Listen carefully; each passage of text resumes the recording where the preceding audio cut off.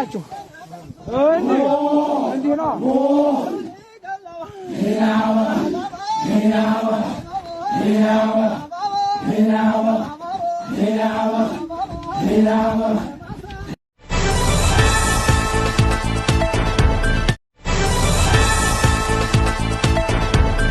ሰበር ዜና ህዳር 25 2018 ጤና ይስጥልኝ አድማጭ ተመልካቾች እንደምን አረፈዳችሁ።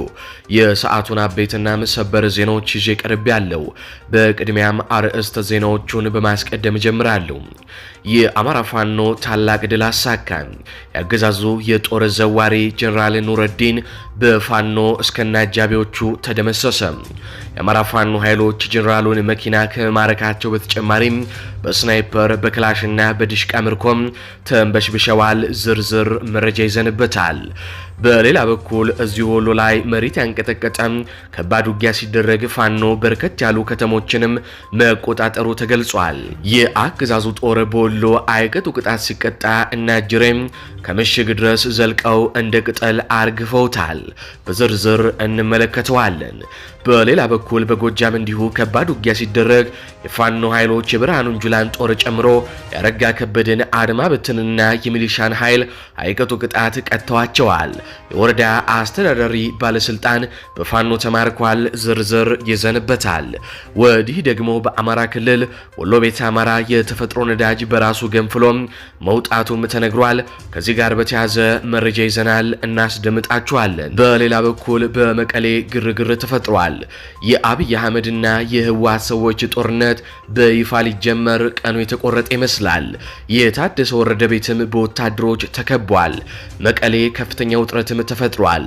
የኤርትራ ጀነራሎችም መቀሌ ሳይገቡ እንዳልቀሩ ነው የተነገረው። በህወሓት የሚተዳደሩ የንግድና ሌሎች ድርጅቶችን የባንክ አካውንት በዛሬው ዕለት ማገዱንም ተሰምቷል። ከባድ ውጥረት ነግሷል። በዝርዝር መረጃ ይዘንበታል። ሰላም ጤና ይስጥልኝ አድማጭ ተመልካቾች እንደምን ቆያችሁ። ከላይ በአርዕስተ ዜና ያደመጣችሁትን መረጃዎች ወደ እናንተ ላደርስ እዚህ ተገኝቻለሁ። የህዝባዊ ትግሉን የምትደግፉ እንዲሁም ሀገር ወዳድ የሆናችሁ አድማጭ ተመልካቾች ቪዲዮን ላይክ፣ ቻናሉን ሰብስክራይብ አድርጋችሁ የደወል ምልክቱን ታበሩ ዘንድ እንጠይቃለን። እንዲሁም በኮሜንት ድል ለህዝብ ልጆች ድል ለጀግኖቹም እያላችሁ ለህዝቡ ሲሉ ጫካ የገቡትን ታጋዮች ታበረታቱ ዘንድ እየጠየቅናችሁ በቀጥታ ወደ መረጃዎች ያለፍኩኝ። እስከ ፍጻሜው ድረስ አብራችሁኝ ቆዩ። ቀዳሚ ወዳደረኩት ዘገባ አልፋለሁ። በመቀሌ አንዳች ነገር የተፈጠረ ይመስላል። ዛሬ ከጧት ጀምሮ የጀነራል ታደሰ ወረደ ቢሮ በሞንጆሪኖ ታጣቂዎች አርሚ 31 መከበቡ ተረጋግጧል። የህወሓት ቢሮም አካባቢ በርካታ ታጣቂዎች መስፈራቸውን የአይን እማኞች ለሚዲያችን ገልጸዋል። በርካታ ታጣቂዎች ሰልፍ ይዘው በከተማዋ ሲንቀሳቀሱም ታይተዋል። ታጣቂዎቹ በምስሉ ላይ እንደምትመለከቱት ብሬን፣ ላውንቸርና ዲሽቃ የታጠቁ መሆናቸውን የተመለከተ የቪዲዮ ምስል ለሚዲያችንም ደርሷል። ሞንጆሪኖ ዛሬ ሙሉ ካቢኔዎቿን አስቸኳይ ስብሰባ በመቀሌ መጥራቷንም አረጋግጠናል። ሰሞኑን ጀነራል ታደሰ ተደጋጋሚ ማስፈራሪያዎች እየደረሱኝ ስለሆነ ስልጣኔን ለመልቀቅ ወስኛለሁ ሲሉ እንደነበረም ተደጋጋሚ መረጃዎች ሲወጡ ነበረ። ታዲያ ከዚህ ጋር በተያያዘ ሳይሆን አይቀርም በተባለ መልኩ የታደሰ ወረደ ቤት በህወሓት ታጣቂዎች ተከቧል። በህወሓት የሚተዳደሩ የንግድና ሌሎች ድርጅቶች የባንክ አካውንት በአብይ አህመድ ቀጥተኛ ትዕዛዝ ከዛሬ ጀምሮ እንዲታገዱ ለሁሉም ባንኮችም ደብዳቤ መጻፉን አረጋግጠናል። የአርሚ 31 የጦር አመራሮች እንዋጋለን አንዋጋም በሚል ለሁለት የተከፈሉ ሲሆን አንዋጋም ያሉት መሳሪያቸውን ለቤተሰቦቻቸውና በነፃ መሬት ለሚንቀሳቀሱ ታጣቂዎች እየሰጡ መሆናቸውንም ምንጮች ጠቁመዋል። በሌላ በኩል ደግሞ የሞንጆሪኖ የምትመራቸው ታጣቂዎች በአብይ አህመድ ጦር ላይ ውጊያ ለመክፈት በቅድመ ዝግጅት ላይ መሆናቸውንም አረጋግጠናል። ይህ እንቅስቃሴም ከዚህ ጋር የተገናኘ ሳይሆን እንዳልቀረ ነው የተነገረው። የመቀሌ ከተማ ነዋሪዎችን ከዚህ ጉዳይ ጋር አነጋግረን ነበር። መቀሌ ከተማ አዲስ ነገር አጋጥሟታል ሲሉም ነዋሪዎች ለሚዲያችን ተናግረዋል። የህወሓት ጽሕፈት ቤት በር ላይ ዲሽቃና ሞርተር በታጠቁ ከፍተኛ ታጣቂዎች ዙሪያውን ተከቧል። በትግራይ ጊዜያዊ አስተዳደር ቢሮ ዙሪያም ከወትሮ የተለየ ታጣቂዎች እንቅስቃሴም ይስተዋላል። ነዋሪዎች ምን ተፈጠረ በማለትም ተደናግጠዋል። በድብቅ ወደ መቀሌ የገቡ የሻቢያ ከፍተኛ አመራሮች ከህወሓት ቡድን ጋር ስብሰባ ጀምረዋል ነው የሚሉት ጥቆማውን ለሚዲያችን የሰጡ የመረጃ ምንጮች። የጊዜያዊ አስተዳደሩ ፕሬዝዳንት ሌተናል ጀነራል ታደሰ ወረደ ያሉበት ሁኔታ እስካሁን አይታወቅም ነው የተባለው። ዞሮ ዞሮ መቀሌ ከተማ አዲስ ነገር አጋጥሟታል ሲሉ ነዋሪዎች ለሚዲያችን ገልጸዋል። ታዲያ አብይ አህመድ በቀጥታ በዛሬ በጻፉት ለባንኮች በጻፉት ደብዳቤ ከጠቅላይ ሚኒስትሩ ቢሮ በወረደ ማለት ነው የሁሉም የኢፈርት ድርጅቶች የባንክ አካውንት እንዳይንቀሳቀስ አብይ አህመድ በቀጥታ ማዘዛቸው ተረጋግጧል። ከዚህ ጋር በተያያዘ ለሁለት ወራት ያክል ለትግራይ ክልል ከፌደራል መንግስት የሚላከው በጀትም መቋረጡ የሚታወቅ ነው። ታዲያ ይህንን መረጃ የሰሙት እነ ሞንጆሪኖ ምናልባትም ጦርነቱን የመጀመሪያ ሰዓቱ አሁን ነው ያሉ ይመስላሉ። ጉዳዩን እየተከታተልን ወደ እናንተ ማድረሳችንን እንቀጥላለን። በአማራ ክልል የተፈጥሮ ነዳጅ መገንፈሉ ተነገረ። አስገራሚ የተፈጥሮ ክስተት በለገሂድ ወረዳም ደቡብ ወሎ ዞን ላይ ተፈጥሯል። በለገሂድ ወረዳ የነዳጅ ክምችት በተፈጥሮ እየፈለቀም ለአገልግሎት እየበቃ መሆኑን ነው የተነገረው። ደቡብ ወሎ በአማራ ክልል ደቡብ ወሎ ዞን ለገሂድ ወረዳ አስገራሚ የተፈጥሮ ክስተት ተመዝግቧል። በወረዳው ስር የሚገኘው ከፍተኛ መጠን ያለው የነዳጅ ክምችት በተፈጥሮ ግፊት ምክንያት ከከርሰ ምድር ወለል በላይ እየፈለቀ መውጣት መጀመሩም የደረሰን መረጃም ያመላክታል። በተፈጥሮ አስገዳጅነት ምክንያት እየገነፈለ የመጣው ነዳጅ በአካባቢው ለሚገኘው ህብረተሰብ በባህላዊ አጠቃቀም ዘዴዎች አገልግሎትም እየሰጠ ይገኛል ሲሉ የአካባቢው ነዋሪዎች ለሚዲያችን ተናግረዋል። የአካባቢው ነዋሪዎች ለመብራትነት እስካሁን ባለው እየተጠቀሙት እንደሆነ እሳትም እያነደዱበት እንደሆነ ነው ለሚዲያችን የገለጹልን። ይህ ነዳጅ በበጋ ወራት የሚጨምር ፍሰት እንዳለውም ነው ለሚዲያችን የተናገሩት።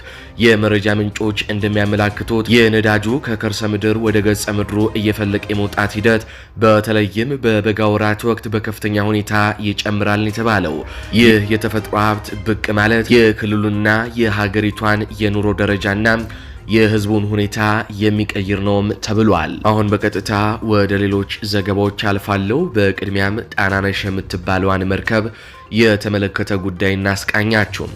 አስቂኙ ብልጽግና ጀልባ ገዝቶ ከጅቡቲ እስከ ባህር ዳር እስክትገባ በፈጀበት ጊዜ ውስጥ የጥቁር አስፓልት ዘበኛ ሆኖ በየከተማው ካሬ እያስወጣ ጣናነሽ ቁጥር 2 እንኳን ደህና መጣሽ እያለ ጭፈራውንና ፕሮፓጋንዳውን ሲያስነካው ሰንብቶ ነበር። የአማራ ህዝብ ልማት አመጣንልህ ከጅቡቲ እስከ ባህር ዳር እጅህ እስኪላጥ አጨብጭብልኝ በማለት ድንዛዜ ለመፍጠር የሞከረው የሙታን ስብስብ በሰዓቱ ሚዲያችን በሰራው ተደጋጋሚ ዘገባ ተነቅቶበት ህዝቡም ችላ ብሎት ነበር። በተለይ ደግሞ ለእንኳን ደህና መጣሽ በየከተማው የሚታተመው ቲሸርት፣ ኮፍያ፣ ባነር፣ የሻይ ቡና ወጪና የድምር ጦሩ የውሎ አበል ከአዘርባጃን ስትመጣ አድራሿ የጠፋችብንን መርከብ ያስገዛ ነበር ብንል ማጋነን አይሆንም። በሰዓቱ ዓላማው ፋኖ የጀልባዋን ጉዞ እንዲያስተጓጉልና እጅ የሚል ጣዕሙ የተበላሸ ፖለቲካ ለመስራት ነበር ብልጽግና አቅዶ የነበረው። ሁኔታው ግን በፋኖ በሳል የፖለቲካ አመለካከት ሳይሳካላቸው ቀረ። በወቅቱ የአንደኛ ክፍለ ጦር ሰብሳቢ በአሁኑ የ206ኛ ኮር ጊዜያዊ ኃላፊ መንግስቱ አማረ ለጣናነሽ አንተኩስም ከፈለግናት ጣና ላይ እናገኛታለን የሚል በሳል መልእክት አጋርቶም በመንጋው በኩል ጫጫታው በዝቶ ነበር። መንግስቱ እንደተናገረው ዛሬ ላይ ከጅቡቲ እስከ ባህር ዳር አጅቦ ያመጣት ያ ሁሉ የአብይ አህመድ አንጃም አስፈጻሚ ወታደር ጣናነሽን ያለምንም አጃቢ ጣና ላይ ጥለዋት ሄደዋል። እነርሱ በፋኖ እንድትቃጠል የፈለጓት ጀልባ ዛሬ ላይ ፋኖ ይጠብቃታል። አገር ሲያረጅ ጃርት ያበቅላል እንደሚባለው ከጅቡቲ እስከ ባህር ዳር የነበረው እጀባና ያ ሁሉ የሚዲያ ሽፋን ግን አሁን የለም። መርከቧ ምክንያቱም ፋኖ እንደ ልቡ የሚጓጓዝባት እንዲሁም የሚዘውሯት ሆናለችና ነው። በምስሉ ላይ እንደምትመለከቱት ጣናነሽ በባህር ዳር ሐይቅ ላይ በፋኖ እየተዘወረች ነው። ያኔ ብልጽግና ፋኖ ሊያቃጥላት ነው ብሎ ፕሮፓጋንዳ ሰርቶባት ነበር። ፋኖስ ማቃጠል ከፈለገ ዛሬ ላይ ከእጁ ላይ ያለች ለምን ይህንን አላደረገም? ምክንያቱም በሰዓቱ ብልጽግና ውሸታም ስለሆነ የውሸት መረጃውን ስለነዛ ነው። መልሱ ቀላል ነው። ፋኖ ህግ አስከባሪ፣ ብልጽግና ደግሞ በተቃራኒው መንግስታዊ አሸባሪ ስለሆኑ ነው። ከአብይ የማህበራዊ ዘርፍ አማካሪ ይልቅ የአማራ ፋኖ አንድ የቀበሌ የጎበዝ አለቃ ለህዝቡ የሚጠቅመውን ስለሚያውቅ ለህዝቡ የሚጠቅምና ግልጽ በሆነ መንገድ ፋኖ ጣናነሽ ቁጥር 2 ውስጥ ኮራ ብሎ ቀብረር ብሎ ተቀምጦም እያሳየ ይገኛል።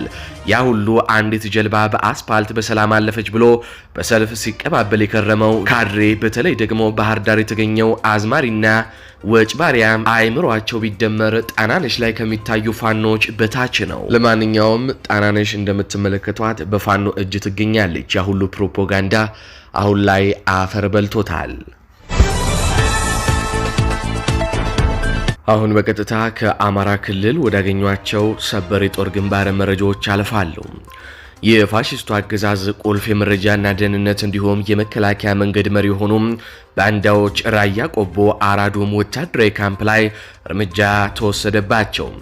የራያ ቆቦ ወረዳ መረጃና ደህንነት የመከላከያ መንገድ መሪ እንዲሁም ንጹሃን አማራዎችን በማሳፈን በማስረሸን ብሎም ወጣቱን በኃይል በማስገደድ ወደ መከላከያ በማስገባት የባንዳነት ተግባር ሲፈጽሙ የኖሩት የፋሺስቱ አገዛዝ ቁልፍ ሰዎችና ሆዳደር የራያ ቆቦ ወረዳ ካድሬና ሚሊሻዎች በሰማዕቶቹ ጀግኖች በእነ አርበኛ አለሙ ገብሩ፣ በእነ አርበኛ ዋሴም ከበደና በእነ አርበኛ ፍሬው አለናና በሌሎች አርበኞች ልጆች በምስራቅ አማራ ኮር 2 ቃኞች አባላት እርምጃም ተወስዶባቸዋል። ከአማራ ህዝብ ተፈጥረው ከፋሺስቱ የብልጽግና አገዛዝ ጋር በመተባበር የአማራ ህዝብ ላይ ዘር ማጥፋት እየፈጸሙ የኖሩት ወዳደሮቹ አቶ ጉሸሽ ደረሰን ጨምሮ 4 ባንዳዎች በትላንትናው ዕለት ራያ ቆቦ አራዱም ወታደራዊ ካምፕ ላይ በምስራቅ አማራ ኮር 2 ቃኝ አባላቶች ካምፓቸው ድረስ ዘልቆ በመግባት እርምጃም ተወስዶባቸዋል። በቀጣይም እርምጃውን አጠናክሮ እንደሚቀጥል አፋባሃ ምስራቅ አማራ ቀጠና ሚኒልክ እዝ አስታውቋል። ይህ በእንዲህ እንዳለ በትላንትናው ዕለት የዜና ወጃችን እንዳሳወቅ ነው በራያ ግንባር ተኩሎች ላይ በተደረገ ተጋድሎ አንድ የብልጽግና ምሽግ ሙሉ በሙሉ ሲሰበር በርካታ አገዛዝ ወታደሮች መገደላቸውም የተረጋገጠ ነበር። በተኩሎች ዙሪያ በተደረገው ትንቅንቅ የአገዛዙ ኃይል ለወራት ገንብቶት የነበረው ጠንካራ የተባለው ምሽግ በዋርካው ምሬ ወዳጁ ልጆች ክንድ በሰዓታት ልዩነት መናዱን ሚዲያችን መዘገቡም አይዘነጋም። የብልጽግና ኃይል የአርሶ አደሮችን የእርሻ በሬ ማርዶ ምሽግ ውስጥ እየበላ ባለበት ነው ደም መላሾቹ ፋኖች የብልጽግና ኃይል ያላመጠውን ሙዳ ስጋ ሳይውጥ ተወርውረው ማንቁርቱን ያነቁት ተብሏል። ይህ በእንዲህ እንዳለ እዚሁ ወሎ ላይ ከባድ ሰበር ዜና ተሰምቷል። በወሎ አይና ቡጉና ላይ ጄኔራሉ ሲደመሰሱ መኪናው በፋኖ እጅ ተማርኳል። ጄኔራል ኑረዲን ከናጃቢዎቹ በወሎ ፋኖች ላይ መለስ ተሸኝቷል። በወሎ አይና ቡጉና በፋኖ መከበባቸውን የተረዱት ጄኔራል ኑረዲንና አጃቢዎቹም ወደ ኋላ በማፈግፈግ መኪናቸውን ትተው በእግር ሸለቆ ለሸለቆ በመደበቅ ለማምለጥ ቢሞክሩም እግር በእግር ለ8 ሰዓታት ሲፈልጓቸው የነበሩት የአሳምነው ጽጌ ልጆች ከአንድ ሸለቆ ውስጥ ምሽግ ምሰው ያገኟቸውን እጅ ስጡ ቢሏቸው አሻፈረኝ በማለታቸው ካሉበት ምሽግ ላይ ሆነው ተኩስ ከፍተው ነበር። ተኩሱ ለ20 ደቂቃ ብቻ የዘለቀ ሲሆን 360 ዲግሪ በአሳምነው ጽጌና በሚኒልክ እዝ የጋራ ጦር የተከበቡት የአገዛዙ የጦር ዘዋሪው ጄኔራል ኑረዲንን ጨምሮ 14 አጃቢዎቹም አንዳቸውም ለወሬ ነጋሪ ሳይተርፉ ሙሉ ለሙሉም ተደምስሰዋል። 2 ስናይፐር፣ 1 ድሽቃ፣ 13 ክላሽ እንዲሁም 4 የጥይት ካዝናና 3 የመገናኛ ሬዲዮዎች ከ350 ሺህ ብር ጋር የተማረከ መሆኑም ተገልጿል። ጄኔራሉ ሲንቀሳቀስበት የነበረው መኪና ከስር በምስሉ ላይ እንደምትመለከቱት ታርጋውንም መመልከት ትችላላችሁ። የመከላከያ ታርጋ ነው። በፋኖ የተማረከ ሲሆን ከዚህ ተጨማሪም አንድ ፓትሮልም በእሳት መንደዱም ተረጋግጧል። ናጅሬ ጄኔራል አይቀራቸው ባለስልጣን፣ ተራ ወታደር አይቀራቸው ካድሬ የብልጽግናን ኃይል በሙሉ እየደመሰሱት ነው። ወደ ጎጃም ከማለፋችን በፊት እዚሁ ወሎ ላይ የአፋባሃና የአፋሃድ ጥምር ጦር ከባድ ተጋድሎ ማድረጉም ተገልጿል። ከአማራ ፋኖ ብሔራዊ ኃይል አፋብሃ ምስራቅ አማራ ቀጠና ሚኒልክ እዝ ንጉስ ሚካኤል አሊኮርና ከአፋሕድ ሸዋ ጠቅላይ ግዛት እዝ አጼ አምደ ጽዮን ኮር የተወጣጣ የፋኖ ኃይል በምዕራብ ወሎ ግንባር ከላላ ወረዳ ውስጥ ታላቅ የጦር ሜዳ ጀብዱም ፈጽመዋል። በቅንጅት በተሰራው ኦፕሬሽን ከ20 በላይ የብልጽግና ኃይል የተማረከ ሲሆን የብልጽግና 3 መኪና የሚሆን ሙትና ቁስለኛ ጭኖም ፈርጥጧል ነው የተባለው። በትላንትናው ዕለት በደገር ግንባር የተጀመረው ጦርነት ዛሬም ቀጥሎ የዋለ ሲሆን በስተመጨረሻም ፋኖ ከተማይቱን ሙሉ በሙሉም በቁጥጥሩ ስር አውሏታል። ከዚህ በተጨማሪም ከደገር ከተማ በቅርብ ርቀት የሚገኙት ቲርቲራና ቆርኬ ታዳጊ ከተሞችም በፋኖ ቁጥጥር ስር መዋላቸው ታውቋል። ባለፉት 24 ሰዓታት በተደረገ ትንቅንቅ በቲርቲራ በኩል የሳጅን አደማሊ አባናዶ ክፍለ ጦር አንደኛ ሸዋን ግዛው ካሳ ተሾመ ሻለቃ የብልጽግናን ኃይል ሲያስፈረጥጠው፣ ቆርኬ ላይ ደግሞ እዚሁ ክፍለ ጦር አካል የሆነችው ሁለተኛ እድሪስ ተሾመ ሻለቃ ታሪክ ሰርታለች። የፋኖችን ምት መቋቋም ያቃተው የብልጽግና ኃይል ከቲርቲራ ጎራ ወርዶም እየፈረጠጠ ተጉዞ ቀንሶ መንደር ሲደርስ አቶ ሁሴን ከማል የተባለ ገበሬን በአጨዳ ላይ ሳለም ረሽኗል። በቆርኬ ግንባር 17 የብልጽግና ኃይል የተመታ ሲሆን 5ቱ ወዲያውኑ ሲሞቱ 12ቱ ደግሞ ቁስለኛ ሆነዋል።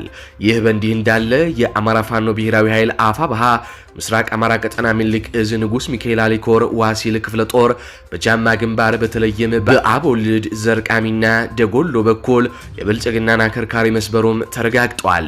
የወረዳው መቀመጫ የሆነችው ደጎሎ ከተማ እስከ ዛሬ ጧት ድረስ በተኩስ ስትናጥ እንደነበረም ከስፍራ የደረሰን መረጃም ያመላክታል። ከቅዳሜ ዕለት ጀምሮ የዋሲል ክፍለ ጦር ሁለተኛ መብረቁ ሻለቃ አባላት የብልጽግናን ኃይል ረፍት ነስተውትም ሰንብተዋል። በዚህ የተበሳጨው የብልጽግና ኃይል ከአረብ ሀገር ከመጣች 1 ወር በትክክል ያልሞላትን ሴት እህታችንን መረሸኑም ታውቋል። አሁን በቀጥታ ወደ ጎጃም አልፋለሁ። የአፋብሃ ምዕራብ አማራ ቀጠና ቴዎድሮስ እዝ የ105ኛ ኮር 55ኛ ክፍለ ጦር በአገዛዙ ጥምር ጦር ላይ ድል ተቀዳጀ። የቢትወደድ አያሌው መኮንን አናብስቶች በአቸፈር ወንድዬም የብልጽግና ኃይል ወደ አውተሌት ከተማ በማውረድ አፈና ለማድረግ ሙከራ ያደረገ ሲሆን የ105ኛ ኮር 55ኛ ክፍለ ጦር በተጠና ኦፕሬሽን የመጣውን የብልጽግናን ኃይል አይቀጡ ቅጣት በመቅጣት ወደ መጣበት መልሰውታል። በትላንትናው ዕለት በንጋት ጭንባ ከተማ መሽጎ ያለውን የአረጋ ከበደ አድማ ብተና ላይ ከበባ በመፈጸም ታላቅ ጀብዱም ፈጽመዋል። በአውተሌት ለአፈና ሄደው የብርሃኑ ጁላ ጦር ቆራጭ ቡድንም ተመልሶ ወደ ካንቺ ወደ መላክ ውስጥ ጉግ በመሄድ ጭንባ የተወረወረውን የአረጋ ከበደን ቡድን ለማትረፍ ሙከራ አድርጎም ሳይሳካለትም ቀርቷል። በአውደ ውጊያው ላይ በውል ያልታወቀ አድማ ብተና ሲሰናበት፣ በርካታ አድማ ብተና ኃይልም ደግሞ ቁስለኛ መሆኑ ነው የተረጋገጠው። ይህ በእንዲህ እንዳለም አሁን በዚህ ሰዓትም ሰበር ዜና ተሰምቷል። 105ኛ ኮር 44ኛ ክፍለ ጦር የወረዳ አስተዳደሩን ጨምሮ ብዛት ያለው ሚሊሻን ከተማ ላይ በቁጥጥር ስር መዋሉ ተነግሯል። እንዲሁም በርከት ያለ የብአዴን ሚሊሻ ላይመለስ ተሸኝቷል ሲል የሚዲያችን ምንጭ ገልጾልናል። 105ኛ ኮር በሚንቀሳቀስበት ቀጠና የሰራውን ጀብዱ በቪዲዮ ከሰዓታት በኋላ ይዘነው የምንመለስም ይሆናል። በመጨረሻም አገዛዙን ከርተው ፋኖን የተቀላቀሉ የአገዛዙ የቀድሞ ወታደሮች ጋር የተደረገ ቆይታ አድምጠን እንመለስ። አው የአማራ ልጅ በጣም ይበደላል። ሲበደል በጣም እየተበደለ ነው። በጣም ጫና ይገላሉ። ጣናቶችን ሴቶችን ይደፍራሉ። እነሱም በቃ ያልሆነ እንደ የአማራ ልጅ ቢመታ በደንብ አያክሙም። በምግብ ላይም የነሱ ነው። በቃ የነሱ ነው የሚንከባከቡ። ወርድያ ላይም 4 ሰዓት የሚሸፍን የአማራ ልጅ ነው። በጣም ተጨቁኖ ያለ የአማራ ልጅ ነው። አሁን አዛ በጣም ጨቁኖ በዛ ብንን ተማክረን ቢሆን ወጣን። አዛ ሕክምናውን በደንብ አያክሙም። የወረመኛ ከሆነና ሌላ ቋንቋ የሚችል ከሆነ እነሱም በደንብ ያክማሉ። እና የሲቪል ከብት ደግሞ አንጥቶ አርዶ በልተናል። የንጹሃን ከብት ወይ ምንም በማያውቁት የአማራ ከብቶች አንጥቶ በልተዋል። እና እንደዚህ በጣም ጫና ሲበዛ በዚህ ያለው ወጣን። እሺ እኛ መጀመሪያ ስልጠና ሊወስዱን ሲሉ አፍሶ ነበር ያስገቡን። አፍሰው እንዳስገቡን ብር ሸለቆ አስገቡን። ብር ሸለቆ መጀመሪያ ያሰለጠኑና ከብር ሸለቆ ደግሞ ወደ ጦላይ ወሰድና ጦላይ ሄደን ኦሮሚያ ክልል እያለን መሐንዲስና መረጃ ብለው መለመሉና እዛም በኋላ እንደመለመሉና አፍነው ይዘውን እንደመጡ ከሸኔ ጋር ነው ተዋጉ ብለው ይዘውን እየመጡ እያለ እዛም በኋላ አባይ በራ ላይ ስንደርስ ስናይ አማራ ክልል እንደሆነ አወቅን። እዛም በኋላ አማራ ክልል እንደሆነ እንዳወቅን እኛም እዚህ መርገጭና እሷ ጋር እዚቻ ከተማዋ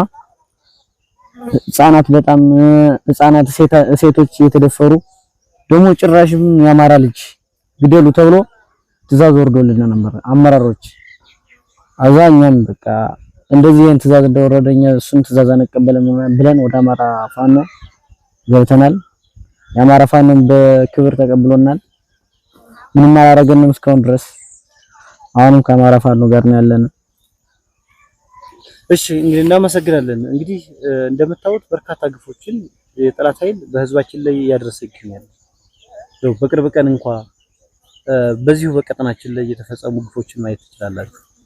ከ20 ከ30 በላይ የሚደርሱ የፋኖ ቤተሰብ ናቸው ተብለው መርገጭ ከተማ ጋር ታግተው የነበሩ አርሶ አደሮች፣ ነጋዴዎች፣ ባለሀብቶች ሁሉ ነበሩ።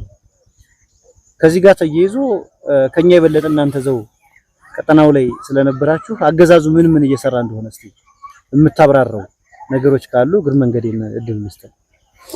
እሺ መርገጭ አዚያ ከተማው የፋኖ ቤተሰቦች እናቶችም አባቶችም እህቶችም ወንድሞችም የፋኖ ቤተሰብ ናቸው ተብለው እየታሰሩ ነበር። እነሱ እንደዛ እየታሰሩ እያለኛ የአማራ ልጆች እንደዚህ ለምንድን ነው ቤተሰብ የምታስሩ? ወንድ ከሆናችሁ እነሱን ፈልጋችሁ አትመጡ ምናምን ስንል በቃ እናንተ ተልኮ አለባችሁ፣ እናንተ ምንድናችሁ?